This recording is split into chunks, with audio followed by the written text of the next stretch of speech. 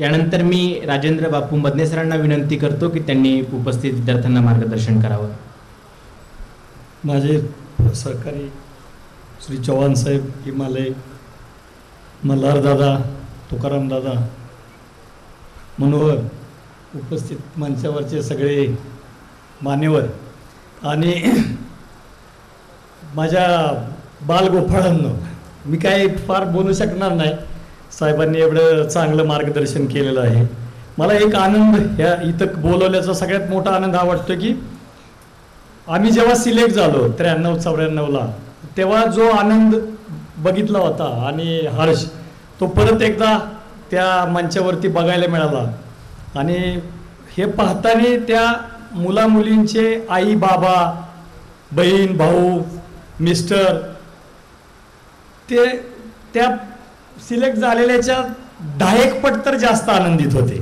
म्हणून ह्या यशामधलं त्यांच्या योगदानासाठी मी त्यांचे पालक आणि ज्यांनी सपोर्ट केला त्यांना खूप खूप धन्यवाद देतो, अभिनंदन करतो. दुसरं, आम्ही जेव्हा परीक्षा द्यायचो त्यावेळेस 93-92ला आता युनिकनी खरोखरच युनिक आहे. 61 प्रकाशनं केलेली. मी तर चक्रावून गेलो त्याची यादी बघून आणि हे सगळं, आणि सुंदर गोष्टी हे केले. आमच्या वेळेस आम्हाला पुस्तकं पाहिजे असेल तर दिल्लीला जायला लागायचं. मुंबईमध्ये किंवा पुण्यामध्ये महाग पुस्तकं व्हायची, तर दिल्लीचा जायचा यायचा खर्च हा करून देखील 40% किमतीमध्ये तिथनं पुस्तकं मिळायची UPSCची. मग आम्ही 2 पोतीवरून पुस्तकं घ्यायचो, रेल्वेने यायचं आणि अभ्यास SISला अभ्यास करायचो. मल्हारने, तुकाराम दादाने आम्ही बरोबर हे केलं. त्यांनी हे करताना ज्या पद्धतीने त्यांनी तुम्हाला प्रशिक्षित केलेलं आहे आणि विशेषतः इंटरव्ह्यूच्या मॉकच्या तयारीमध्ये ते खूप महत्त्वपूर्ण आहे. परीक्षाची वेळ म्हणजे आम्ही दिलेली परीक्षा आणि आत्ताच्यामध्ये जमीन आसमानचा फरक आहे. म्हणजे आत्ता मला माहीत झालं की मेन्स परीक्षा पण गोल गोल करायची आहे. म्हणजे आत्तापर्यंत मला वाटत होतं आमच्यासारखं दाबून लिहायला लागतंय, लिहिताना इकडची साल्ट पण जायची. मग आता समजलं की ते गोल गोल करायचं आहे. तर गोल गोल करायचं आहे तर नक्की सांगतोय परीक्षा झाल्यावर बऱ्यापैकी कळतंय की आपला कुठं गेम बसणार आहे. लिहिण्यामध्ये तसं फार समजू शकत नाही. दुसरं, आम्ही जे सांगू शकतो तुम्हाला की प्रशासनमध्ये आल्यानंतर तुम्हाला कशा पद्धतीने वागायचं आहे, काय आहे.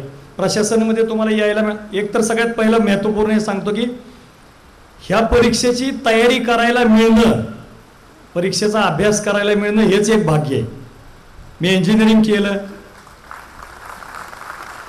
सगळ्यात महत्त्वाचं हे आहे की परीक्षेमध्ये सिलेक्ट झाला अतिशय चांगलं, सिलेक्ट जरी नाही झाला तर तुम्हाला एक नागरिक, एक यशस्वी उद्योजक, यशस्वी नेता, यशस्वी कुठल्या याच्यामध्ये ह्या परीक्षेमध्ये ज्या पद्धतीचा अभ्यास करायला लागतो तुम्हाला, हिस्ट्री आहे, पॉलिटी आहे, ॲडमिनिस्ट्रेशन आहे, इकॉनॉमिक्स आहे, सायन्स आहे, मॅथमॅटिक्स आहे, सगळ्याचं मिसळून तुम्हाला अभ्यास करायला मिळतो.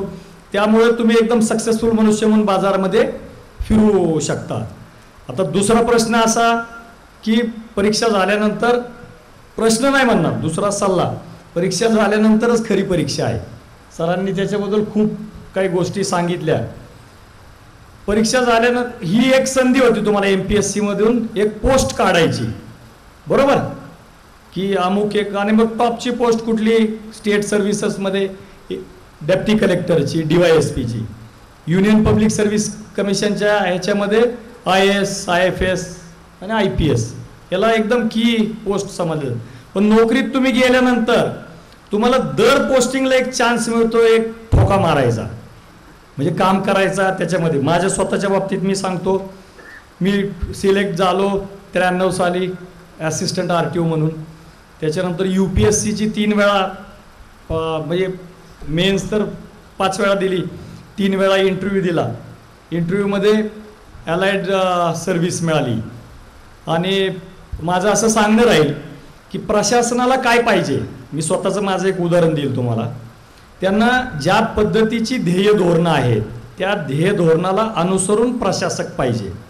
म्हणजे काय तर मी 93 नंतरचे इंटरव्ह्यू दिले आणि माझी थोडी विचारधारा सोशलिझमची असल्यामुळे मी माझ्या इंटरव्ह्यूमध्ये पुष्कळशा गोष्टी ह्या प्रशासनानेच केल्या पाहिजेत आणि ते त्याचं कर्तव्यच आहे.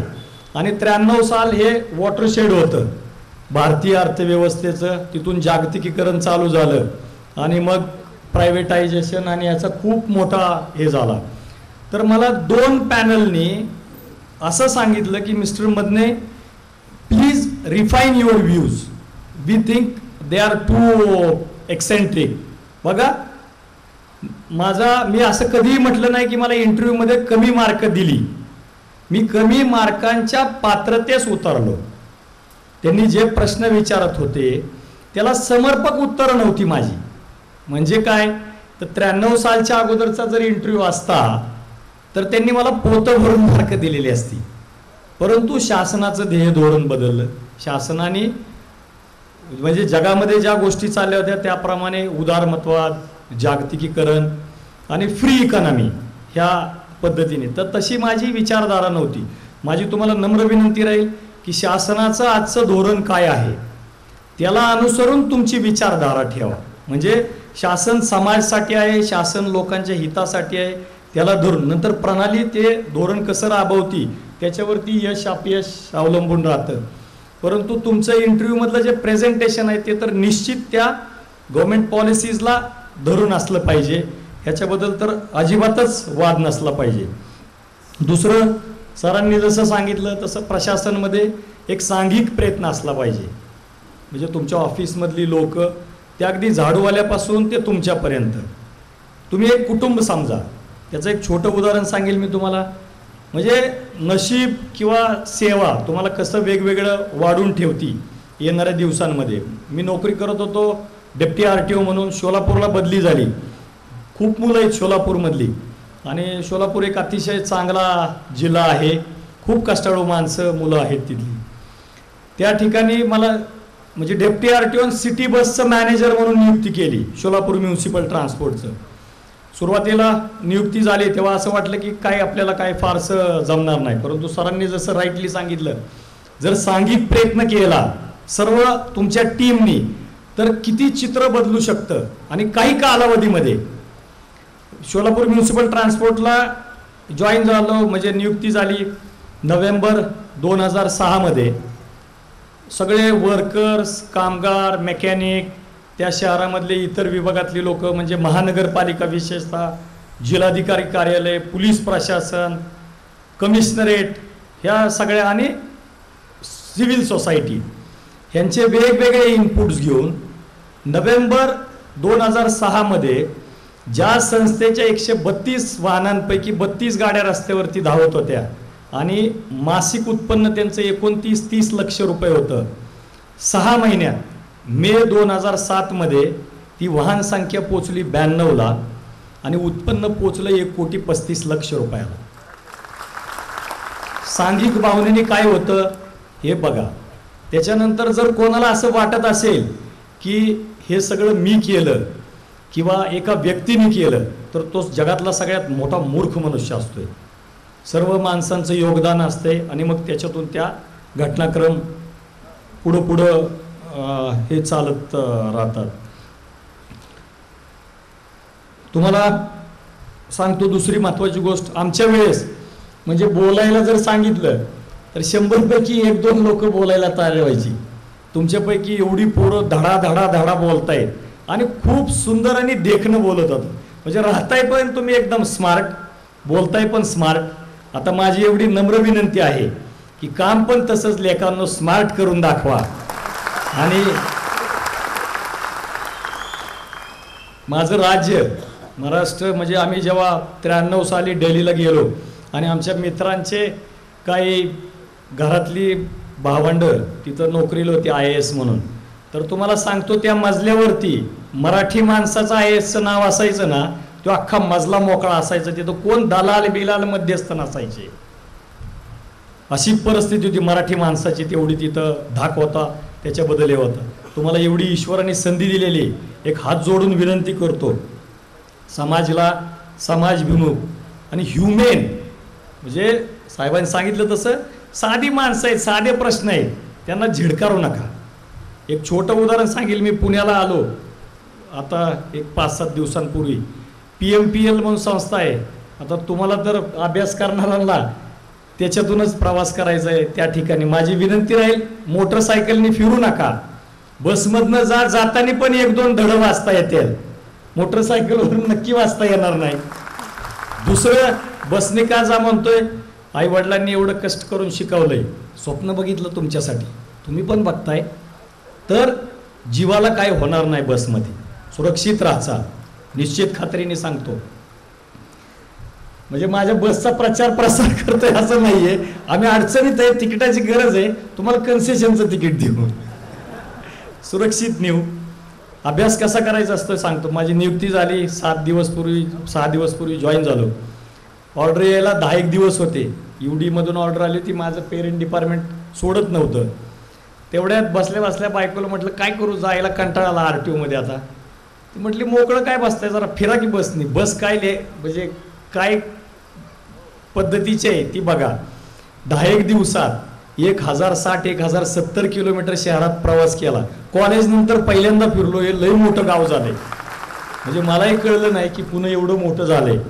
आणि मग फिरताना पुणेकर, त्यांच्या अडचणी, नागरिकांचे प्रश्न आणि त्याच्यामधले जाता जाता एक छोटी माझ्या बसवाल्याचा किस्सा सांगतो.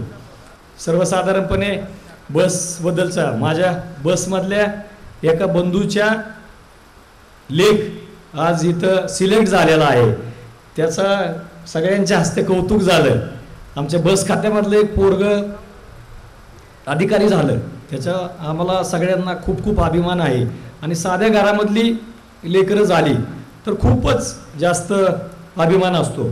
ह्या प्रवासातला माझा एक छोटा किस्सा सांगेल तुम्हाला. 1050-60 किलोमीटर मधल्या प्रवासापैकीचा. एक पद्मावतीची बस होती 31 नंबरची, आणि बसमध्ये 1 डे पास काढून हिंडत होतो. त्या फिरताना पद्मावती तिथून नंतर ती सातार रोडला आली.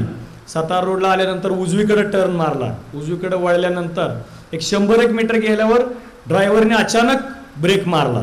ब्रेक मारल्यानंतर मागं वळून बघितलं आणि कंडक्टरला सांगितलं, अरे ते लाल ड्रेसमधल्या पुरीला उठव. माझ्या समोर बसलेली होती ती शाळेमधली मुलगी. कंडक्टर गेला, त्या मुलीला हात लावला, तिला म्हटलं अगं बेटा तुझा स्टॉप मागं गेलाय. पोरगी एकदम धडपडून उठली. डबा दप्तर पडलं, कंडक्टरने उचलून तिच्या हातात दिलं. लेक खाली उतरून गेली. मी त्या गँगवेमधनं चालत ड्रायव्हरकडे गेलो. त्याला मी म्हणलं का करावं, तुम्हाला कसं काय कळलं ते तिचा स्टॉप गेला. साहेब म्हणले अहो जेवढे म्हणजे रोज जे प्रवास करतायत त्यांचे चेहरे पाठ झालेले असतात आणि ते कुठं उतरताय ते पण माहीत असते. आता असं ऐकल्यावर तुम्हाला त्याचं अभिनंदन करणं, जसं आम्ही तुमचं अभिनंदन करतोय, तुमचा मान सन्मान करतोय, तसं वाटणार का नाही आपल्याला. त्याचा अभिनंदन करावं, मान सन्मान करावं. मी त्याला म्हणलं का करावं अभिनंदन, भारीच माणूस आहे तुम्ही. त्यात कसलं अभिनंदन मानलं. अहो साहेब म्हणलं या बस खात्यामुळं माझी पोरं शिकली, मोठी झाली. हे जे प्रवासी आहे, पॅसेंजर आहे, यांचा आपल्यावरती लय उपकार आहे. आता जर अशी माणसं त्या सेवेमध्ये, त्या संस्थेमध्ये जर असतील, त्या क्षणाला माझ्या लेखीचा सईमधनेच्या प्रवासाचा चिंताच मिटली. पेपरात वाचायचो ना, दुसऱ्या शहरात नोकरी करत होतो, पेपरमध्ये वाचायचो असं होतंय तसं होतंय. आणि मग इथं जेव्हा अशी माणसं भेटली आणि काळजी घेणारी, लेखींची काळजी घेणारी, तर त्या लोकांना खूप खूप शुभेच्छा देतो मला आणि तुकारांना. म्हणजे पहिल्या ह्याच्यात जे चेअरमन साहेब आहेत मोरे सर, MPSCचे सर, आमचे ट्रान्सपोर्ट कमिशनर होते 3 वर्ष, ट्रान्सपोर्ट कमिशनर मोटर व्हेकल डिपार्टमेंटला. आणि 3 वर्षामध्ये ह्या साहेबांनी बाकी भानगड तर सोडून द्या, कुणाचं पाणी पण पिलेले नाही, कोणाचंही. म्हणजे काय तर जो रेटून अभ्यास करेल, कष्ट करेल, त्याला 100% यश मिळणार आहे. तर त्याने इकडं तिकडून काय गडबड होऊ शकते, गोंधळ होऊ शकते, असं काही पण नसणार आहे. खूप चांगले तुम्हाला सगळ्यांना खूप खूप शुभेच्छा देतो. आणि मला तुमचं ऐकायचं आहे, अजून बाकी पोरं बोलणार आहेत ना, मला पण सांगितलं मला आणि तुमचे एवढे जोश आणि हे बघून 46 वयातनं परत एकदा 26-27व्या वर्षापर्यंत पोहोचवलं, याच्याबद्दल युनिक आणि त्यांच्या सगळ्या टीमला धन्यवाद देतो. खूप चांगलं शिकवताय आणि सरांबद्दल जेव्हा विद्यार्थी एवढं प्रेमाने गलबलून बोलतात, मला फार बरं वाटलं. मास्तरचा मान राखतात आणि मास्तरवरती प्रेम करतात. धन्यवाद. थँक्यू.